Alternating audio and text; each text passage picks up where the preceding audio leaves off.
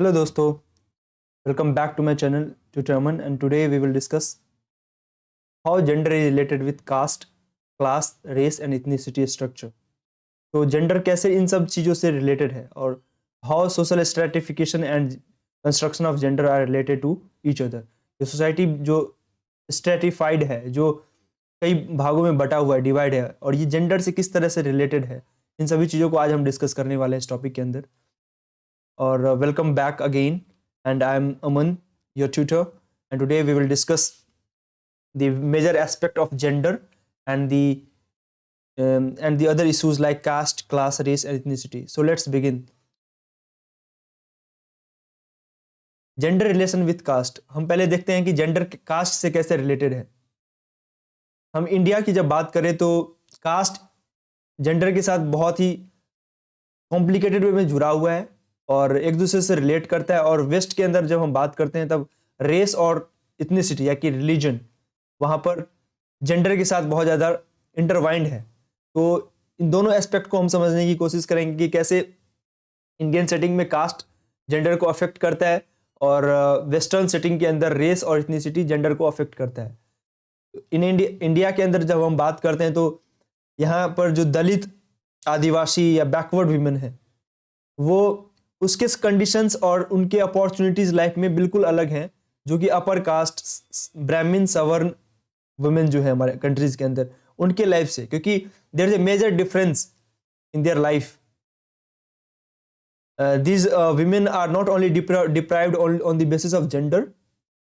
Dalit women are not only deprived on the basis of gender, but they are also deprived on the basis of other aspect like caste. So sometimes they face discrimination on the basis of caste and the class as well, like the poverty, the poor, the rich poor gap.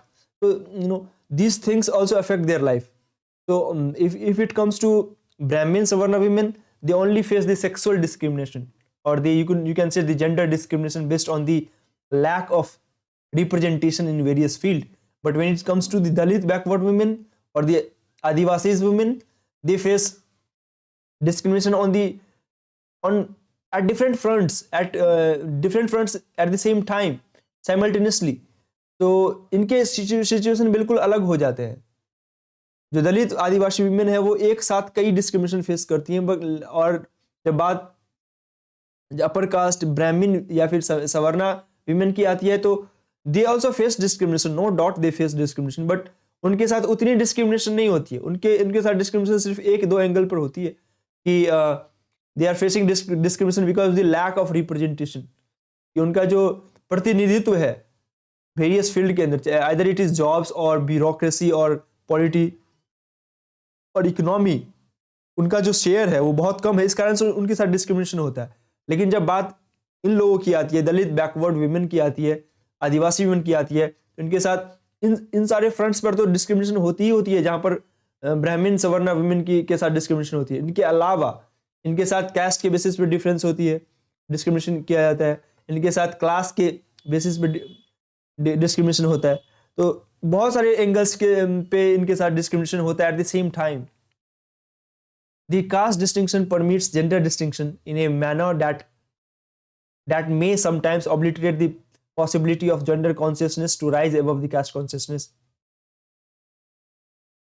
Cast का जो discrimination है वो इतना gender से related है, इतना वो आपस में गुथा हुआ है कि, और कास्ट का जो इन्फ्लुएंस है सोसाइटी के अंदर, जो कास्ट बेस्ड डिस्क्रिमिनेशन है, जो एट्रोसिटी है, वो इतना है कि जो जेंडर कॉन्शियसनेस है वो कास्ट कॉन्शियसनेस के आगे बिल्कुल गायब ही हो जाता है. क्योंकि इंडियन कॉन्टेक्स्ट में हम जब बात करते हैं तो जो कास्ट को लेके जो अवेयरनेस है लोगों में, आइदर इट इज एट्रोसिटी और may be it is discrimination, और जो एक पॉलिटी है यहाँ पे कि रिप्रेजेंटेशन को लेके कि कैसे बैकवर्ड और जो शेड्यूल्ड कास्ट है उनका रिप्रेजेंटेशन बाकी बहुत सारे जुडिशियरी में और बहुत सारे फील्ड में बहुत कम है, इसको लेके जो इतना डिबेट है वो कहीं जेंडर डिबेट इसके सामने बिल्कुल गायब ही हो जाता है, नेग्लेजेंट है ही नहीं कहीं. तो जस्ट बिकॉज कि इनका ये इतना इंटरवाइंड है जेंडर के साथ कास्ट का रिलेशन, कि caste consciousness rise above the gender consciousness in general. So that is what happened.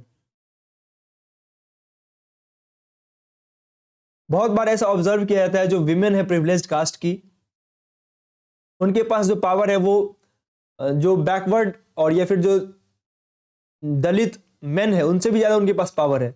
Because जो जो मेन है बैकवर्ड या फिर दलित कास्ट का, उसके पास उनके साथ जो जनरेशनल हिस्ट्री है उनका, एक facing caste operation and brutality and traumatic events, उनका एक पूरा हिस्ट्री रहा है कि कैसे उन्होंने इन सभी चीजों को झेला है, अपमान को झेला है, तिरस्कार को झेला है, कैसे इन्होंने ब्रूटैलिटी को, इवन दलित आज के टाइम पे भी छोटे छोटे चीजों के लिए उनको पीट दिया जाता है। लाइक कि वो घोड़े पर चढ़ गए शादी में तो उनके लिए उसके खिलाफ एट्रोसिटी हो जाता है, तो मूछ रख ली, अच्छे कपड़े पहन लिए तो उसको मार दिया जाता है। तो ये सब क्या है? ये सब जनरेशनल हिस्ट्री है कि भाई हम तुमसे सुपीरियर है, मेरे सामने तुम हमेशा झुक कर रहोगे, और उन पर एक दबाव डाला जाता है कि यू हैव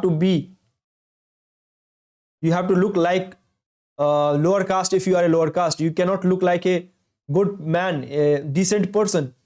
तो इन सब चीजों पे जो इनके साथ डिस्क्रिमिनेशन है, उनका एक पूरा हिस्ट्री है, जनरेशनल हिस्ट्री है कास्ट ऑपरेशन का और ब्रूटैलिटी का, और जो कि वो कहाँ खत्म होती है? वो लोअर कास्ट मेन के सेल्फ एस्टीम को खत्म कर देती है। जो सेल्फ कॉन्फिडेंस है लाइफ में कुछ बड़ा करने का, कि मैं भी सब कुछ कर सकता हूं, उसको वो खत्म कर देती है।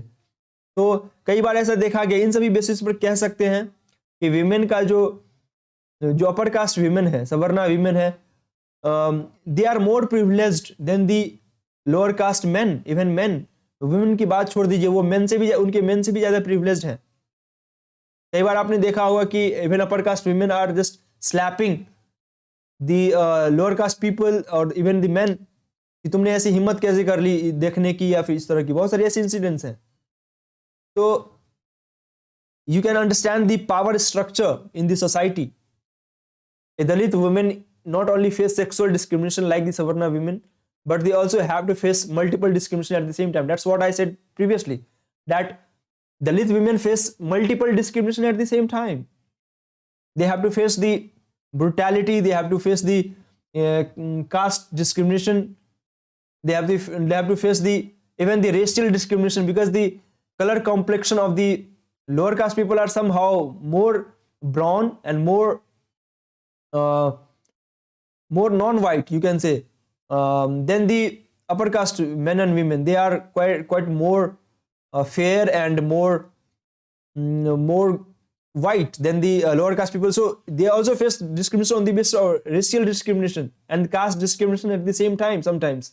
So this kind of discrimination sometimes collide and overlap each other.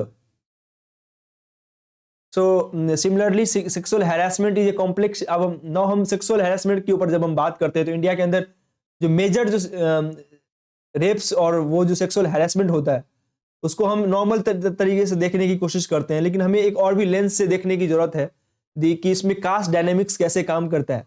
Like आपने बहुत सारे ऐसे केसेस में देखे होंगे कि विमेन जो है लोअर कास्ट की, जब उनके साथ रेप या फिर सेक्सुअल हैरेसमेंट होता है, और ऑफन ये अपर कास्ट मेन के द्वारा ही होता है, in most of the majority of the cases, 90% of the cases this happen, this is done by the upper caste main in Indian society. तो उसके खिलाफ जो एक आवाज होती है ना, उसको डिमिनिश कर दिया जाता है मीडिया के द्वारा, इसको इतना आगे नहीं बढ़ पाएगा ये, you know, this will go up to a certain extent. लेकिन जब ये सेम चीज एक अपर कास्ट वीमेन के साथ अब जब होती है, या फिर किसी माइनॉरिटी के साथ होती है, तो आप देखेंगे कि there is a mass upsurge between the people कि ये कैसे हो गया, ये नहीं होना चाहिए। लेकिन ऑन द अदर हैंड जब ये किसी दलित के साथ हो जाता है, जब किसी ट्राइबल के साथ होता है, ये उनके साथ रेगुलर होता है, डेली बेसिस पे होता है, तो उनको इतना तवज्जो नहीं दिया जाता है। तो जो कास्ट का जो पूरा स्ट्रक्चर है ना, ये इवन सेक्सुअल हैरेसमेंट के अंदर भी काम करता है, और सेक्सुअल हैरेसमेंट जेंडर इक्वालिटी का एक one of the most important aspect माना जाता है कि सेक्सुअल हैरेसमेंट वीमेन पे होता है, मेल के द्वारा वायलेंस जो है। और इंडिया में जो सेक्सुअल हैरेसमेंट होता है वो भी जेंडर के साथ साथ कास्ट से रिलेटेड है, कि भाई कास्ट इसमें इंपॉर्टेंट रोल प्ले करता है, कि कास्ट जो है सो इसमें इंपॉर्टेंट रोल इस तरह से प्ले करता है कि जो मेन है रूलिंग क्लास कास्ट के, जो डोमिनेंट कास्ट के जो मेन है, वो मार्जिनलाइज्ड विमेन को ऑप्रेस करते हैं, उनके साथ जो है सो सेक्सुअल हैरेसमेंट करते हैं, और क्योंकि उनको ये पता है कि the powerlessness of the marginalised women, कि ये मार्जिनलाइज्ड वुमेन की जो फैमिली है, जो बैकग्राउंड से, ज़्यादा कुछ कर नहीं पाएंगे. Obviously they don't have any representation, they don't have any voice in the media, they don't have any say in judiciary up to that extent. तो ये लोग कुछ कर नहीं पाएंगे. हम इनके साथ कुछ कर भी लेंगे तो there is no one to rescue them. तो जो सेक्सुअल हैरेसमेंट का जो पूरा कॉन्सेप्ट है जेंडर के, वो भी जेंडर से रिलेटेड है. वो भी इंडिया के अंदर कास्ट से रिलेट किया जाता है. 90% केसेस में ये कास्ट से रिलेटेड होता है.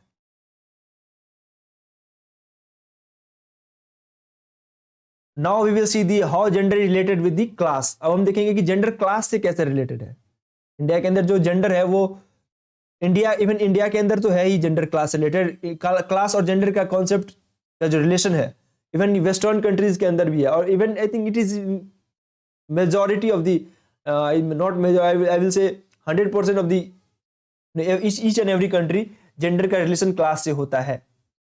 इसको डिनाई नहीं किया जा सकता. It does not require much effort to see how gender is inextricable from the vital determinants from the social organization. ये बहुत आसान है देखना, बहुत कोई एफर्ट भी नहीं लगाना पड़ेगा कि जेंडर कैसे क्लास से रिलेटेड है और सोशल ऑर्गेनाइजेशन से रिलेटेड है. एक अर्बन मिडिल क्लास वुमेन का जो कंडीशन है ना, वो रूरल मिडिल क्लास वुमेन से बिल्कुल अलग होता है. बिल्कुल अलग होता है. कोई कंपेयर ही नहीं है. और अर्बन मिडिल क्लास वुमेन जो है वो ज्यादा पावरफुल है और ज्यादा इंपावर्ड है चीजों को लेके than the urban middle class women. उनको बहुत सारी चीजों के बारे में कुछ पता भी नहीं होता है. Right. So there is no comparison between them. और thus the position of the well off middle class women is also a professional women from the same class urban India.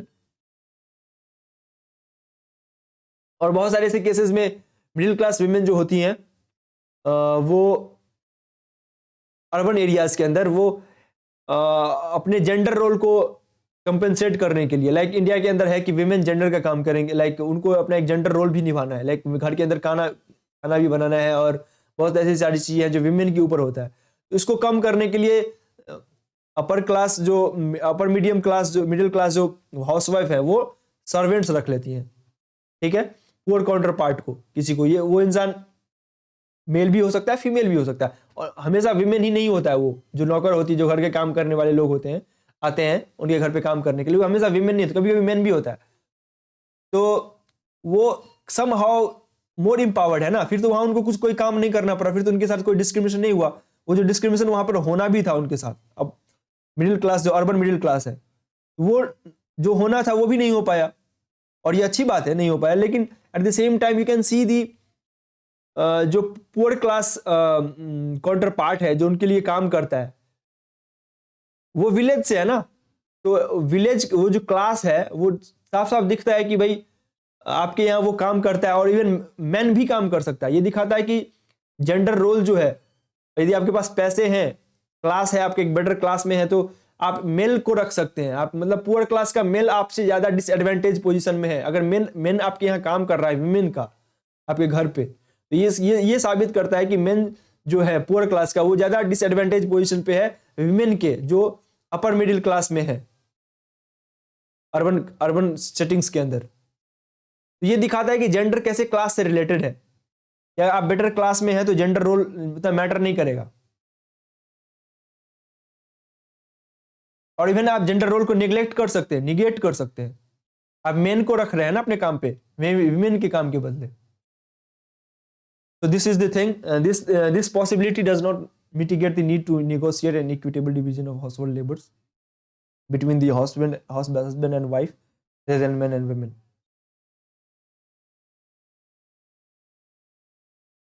तो आप देख सकते हैं कि हस्बैंड और वाइफ का जो रिलेशन है अर्बन सेटिंग के अंदर वो टोटली डिफरेंट है रूरल सेटिंग के अंदर की कंपेयर में, और कैसे क्लास जेंडर को अफेक्ट करता है. Now let's come to the race. How gender is related with the race.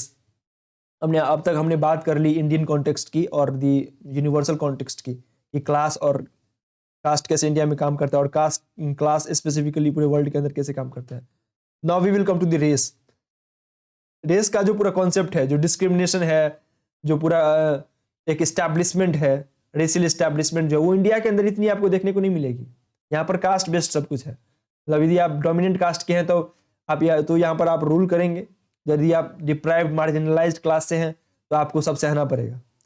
लेकिन यहाँ जो रेस का पूरा कॉन्सेप्ट है वो वेस्टर्न सेटिंग्स के अंदर वो पूरा काम करती है कि कैसे रेस से वहाँ के लोग अफेक्टेड है, specially the blacks and the brown people, but brown are quite more dominant in western and American USA society, but in compared to when it comes to blacks, they are more vulnerable, they are more disadvantaged people in the Western countries. So we will see how the race is related with gender. A lot has been written about the racial divide between men and women in the West. So there is a lot of literature written by the black men and women in USA, how racial divide work in those settings, how racial discrimination often happen with them at multiple level, when it comes to employment, when it comes to giving any opportunity, when it comes to have a say in judiciary. So there are various kind of racial divide. Thus there is a huge social gulf between white Anglo-Saxon Protestant male and a migrant black Muslim woman who cannot be accounted for the grounds of gender, but nonetheless has significant implication for the construction of gendered identities. तो हम देख सकते हैं कि जो white people है ना, white Anglo, खासकर जो व्हाइट क्रिश्चियन प्रोटेस्टेंट मेल है या फिर वुमेन है, उनके साथ जो रिलेशन है, लाइक उनको जब हम कंपेयर करते हैं ब्लैक वुमेन के साथ, तो ब्लैक वुमेन काफी वल्नरेबल सिचुएशन पे है। और अगर वो मुस्लिम हो गई, ब्लैक में भी बहुत सारे ऐसे कम्युनिटी है यूएसए के अंदर जो मुस्लिम भी है, क्रिश्चियन भी है, अदर रिलीजन को भी फॉलो कर रहे हैं। और अगर मुस्लिम होने के माइग्रेंट के साथ साथ, ब्लैक होने के साथ साथ अगर मुस्लिम भी है, इट बिकम मोर और more difficult for them to survive in those society, because वहाँ पे इस्लामफोबिया अच्छे से वर्क कर रहा है, वहाँ पर रेशियल डिवाइड है, वहाँ पे रेस के हिसाब से डायरेक्टली आपने देखा होगा पिछले दिनों में ब्लैक लाइव्स मैटर का पूरा मूवमेंट चालू हुआ था, और वहां पर कैसे ब्लैक लोगों को पुलिस ब्रूटैलिटी को सहना पड़ता है, उनको बिना मतलब कि जेल में डाल दिया जाता है, इनकैरसिरेट कर दिया जाता है, और उनका पूरा करियर उसके बाद एक तरह से बर्बाद हो जाता है। तो वहां पर वेरियस अकाउंट ऑफ डिस्क्रिमिनेशन है ब्लैक्स के साथ। और जो जेंडर आइडेंटिटी है ना, जो मेन एंड वीमेन है, उसका उस क्लास डिवाइड का असर, उस रेस डिवाइड का असर उस जेंडर रोल पर भी पड़ता है कि भाई व्हाइट वीमेन है तो इनके लिए अलग काम है, ब्लैक वीमेन है तो इनके लिए अलग काम है, ये लोग इन्फीरियर हैं, और रेशियली ये लोग इन्फीरियर हैं तो इनके साथ हम कुछ भी कर सकते हैं, काइंड ऑफ थिंग। और व्हाइट वीमेन है, they are more empowered, they are more main stream, so called mainstream than the black women. like in India we can say the Savarna women is more mainstream than the Dalit and Adivasi women. So you can see in Indian context also, when it comes to feminism, every kind of institution and organization is run by only more or less, in majority of the cases, is run by the upper caste women, and there is a very rare representation in their organization or in their institutional settings. सो देखते हैं कि उसका असर एक gender पर भी पड़ता है कि जेंडर की जो आइडेंटिटी है वो उस आइडेंटिटी से बिल्कुल अलग नहीं है, जो रेशियल आइडेंटिटी है उससे बिल्कुल अलग नहीं है। The divide between the black and white men and women has been particularly sharp one in modern west and has led to the sharp division of the. तो ये जो डिवीजन है ना ब्लैक और व्हाइट मेन और women का, वो आपको बहुत शार्प दिखेगा मॉडर्न वेस्ट के अंदर कि भाई उनके ऑर्गेनाइजेशन में इनके लिए बहुत कम जगह है, या फिर इवन आप फेमिनिस्ट मूवमेंट जो होता है पूरे, जो कि क्लेम किया जाता है कि पूरे ऑल ओवर दी विमेन के लिए है, वो no matter it is which gender और विच रेस की बात हो रही है। बट आप फेमिनिस्ट मूवमेंट में भी आप डिवाइड देख सकते हैं कि जो ब्लैक विमेन है उनका रिप्रेजेंटेशन नहीं है, और कहीं ना कहीं वो ब्लैक विमेन उस सेटिंग्स के अंदर जाना भी नहीं चाहती, क्योंकि वहां पर बात तो हो रही है जेंडर स्टीरियोटाइप को तोड़ने की, लेकिन एट द सेम टाइम वहां पर रेशियल डिवाइड अभी भी वर्क करता है, उनके साथ रेशियली डिस्क्रिमिनेट किया जाता है। तो फिर वो फेमिनिस्ट, पूरा जो फेमिनिस्ट मूवमेंट का जो पूरा स्पेस है ना, वो व्हाइट वुमेन ने कैप्चर कर रखा है, वहां पर ब्लैक वुमेन की बहुत कम जगह है, बिल्कुल शार्प डिवीजन है, आप देख सकते हैं। Now come to the conclusion. हमने सब देख लिया कि कैसे रेस, कास्ट, क्लास से रिलेटेड है, और हम अब कंक्लूजन पर आते हैं कि actually gender is how gender is related with these things. So the women from dominant are often expected to become the harbinger of the social respectability and the honor for their families and the communities. किसी भी society के अंदर जो dominant groups हैं, या India के अंदर upper caste women देख लें, या फिर वेस्ट के अंदर वाइट वीमेन देख लें, कैथोलिक वीमेन देख लें, या फिर प्रोटेस्टेंट वीमेन देख लें, तो वहां पर जो सोशल रिस्पेक्ट का जो बात होता है ना, गौरव कि भाई इज्जत वाली चीज जो है, वो उनका पूरा ठेका विमेन के ऊपर होता है, यही हमारी इज्जत को बचाएंगे। अगर ये ऐसे डिसीजन लेती हैं कि किसी से शादी करना है, कुछ करना है, तो फैमिली में पूछ कर करना होगा, अदरवाइज पूरा उनका जो इज्जत वाला पूरा कॉन्सेप्ट है सोशल रिस्पेक्टिबिलिटी का और ऑनर का, वो बिल्कुल खत्म हो जाता है ना। तो पूरा जो रिस्पेक्ट का ठेका है अपर कास्ट और या फिर डोमिनेंट ग्रुप का, या फिर वेस्टर्न सेटिंग में वाइट लोगों का देख लें, तो बिल्कुल ये विमेन के ऊपर आ जाता है कि ये विमेन ही है जो इस पूरे रिस्पेक्ट को संभालेंगी। ठीक है, तो इनके ऊपर तो है, नो मैटर कि विमेन अदर एस्पेक्ट में देखें तो women are more powerful from this dominant groups, but at the same time they are vulnerable from at this aspect की उनको रिस्पेक्टिबिलिटी और ऑनर का पूरा जो ठेका होता है इनके ऊपर होता है। लेकिन अदर एस्पेक्ट में देखेंगे तो they are more empowered than the other women's, other groups of women. They have more social और economic capital. उनके पास पैसा होता है, उनकी generally they are more economically well-being. They have social capital. Social capital means होता है कि आपके अंदर सोसाइटी के अंदर कितना दबदबा है। इंडिया के अंदर यदि आप अपर कास्ट हैं तो आपके लिए जो अपॉर्चुनिटी है वो अपॉर्चुनिटी, और जो दलित विमेन और मेन है उनके लिए अपॉर्चुनिटी, इसमें बहुत अंतर है। भले ही इंडियन कॉन्स्टिट्यूशन इक्वालिटी इंश्योर करती है, लेकिन अभी भी हम सोशली उसको अचीव नहीं कर पाए हैं। तो वो सोशल कैपिटल अभी भी कुछ लोगों का बहुत ज्यादा है और कुछ लोगों का बिल्कुल कम है। तो इन जो डोमिनेंट ग्रुप है उनके पास इकोनॉमिक और सोशल कैपिटल है मार्जिनलाइज्ड ग्रुप के कंपेयर में, लेकिन at the same time they also have to face this dilemma कि उनको ऑनर और सोशल रिस्पेक्टिबिलिटी को बचाना भी है। इसका बहुत अच्छा एग्जांपल मैं दे सकता हूँ कि लाइक अगर कोई अपर कास्ट वीमेन या फिर यंगस्टर यूथ, स्पेशली मैं गर्ल की बात कर रहा हूँ, अगर वो किसी ओबीसीज या फिर एससीज या फिर एसटीज के रिलेशन के साथ रिलेशन में है, she eventually chose not to marry with that person just because of their caste their caste is different. So she said that her parent is not agree because they are saying that their respectively will diminish, उनका इज्जत चला जाएगा, इसलिए वो शादी नहीं कर सकती। तो पूरा कॉन्सेप्ट आप देख सकते हैं कि they are more empowered but at the same time they are vulnerable at this aspect. Thus, this interaction of gender and the other structure of difference and the inequality can result extremely complex social configuration.